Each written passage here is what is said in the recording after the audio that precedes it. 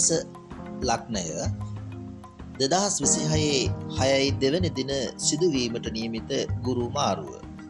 ග්‍රහලොව පුරෝහිත ලෙස සැලකෙන ගුරු ග්‍රහතුමා මේ වන විට මිථුන රාශිය තුල ගමන් කරමින් සිටිනවා. 2026 දෙවැනි දින මිථුන රාශියේ සිට ගුරු ග්‍රහතුමා කටක රාශියට පැමිණ බලවත් වෙනවා. ග්‍රහලොව පුරෝහිත ලෙස සැලකෙන මෙම ගුරු ග්‍රහතුමා මේස ලග්න හිමියන්ගේ 4 වැන්නේ තමයි බලවත් වෙන්නේ. මේ 4 වැන්නේ බලවත් වීම හරහා ගුරු ග්‍රහතුමාගෙන් මේස ලග්න ඔබට ලැබෙන්නේ මොනවද? මේස ලග්න හිමියනි, ඔබේ 4 වැනි රාශියෙන් නියෝජනය වෙන සියලුම කාරණාවල වර්ධනයක් ඇති වෙනවා. තමන්ගේ දේපල වර්ධනය කරගන්න පුළුවන්. තම නිවස අලුත් වැඩියා කරගන්නත් පුළුවන්. ඔබ නව නිවසක් තනා ගන්න බලාපොරොත්තුෙන් හිටියනම් ඒ සඳහා ආරම්භයක් ගන්නත් අවස්ථාවක් ඇති වෙනවා.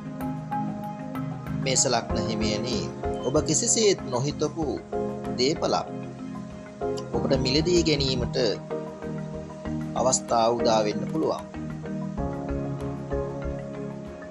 ඔබේ දේපලකට යම් කිසි ආරවුල් තත්ත්වයක් පැවතුනා නම්, නීතිමය ගැටලුවක් පැවතුනා නම්, සේත් නැත්නම් ඔබට උරුම වේ තිබූ දේපලක් පිළිබඳව යම් කිසි ගැටලුවක් තිබුණා නම්, අන්න ඒ සම්බන්ධ සීන ගැටලු ප්‍රශ්න සියල්ල ඔබට වාසි සහගත ආකාරයෙන් විසඳාගෙන ඒවා ඔබට ලබා ගැනීමට අවස්ථාව උදා වෙනවා. ඔබ මැණික් කර්මාන්තය ආශ්‍රිත රැකියා කරන කෙනෙක් නම් ඔබට පොළොවෙන් කණිජ සම්පත් මතු කර ගන්නත් පුළුවන්.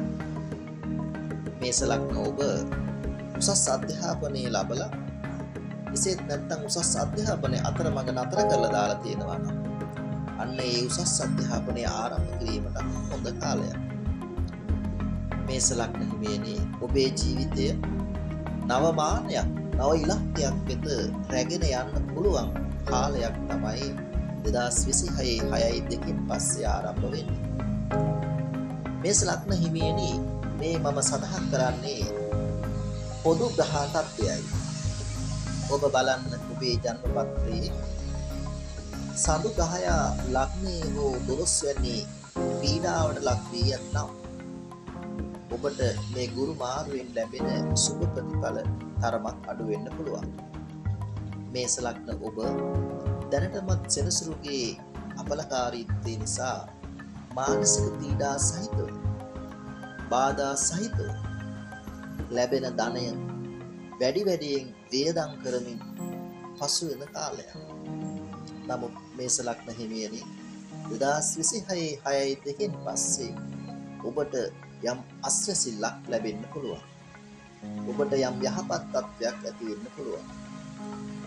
ඔබට ඔබේ හිතේ තියෙන බලාපොරොත්තු සියල්ලක් යහපත් ආකාරයෙන් ඉටු කරගන්න පුළුවන් වටපිටාවක් ඔබට 2026 දෙකෙන් පස්සේ ඇති වෙනවා. ඒ නිසා ඔබ උත්සාහවන්ත වන්න, ධෛර්යමත් වන්න, අධිෂ්ඨානශීලීව කටයුතු කරන්න.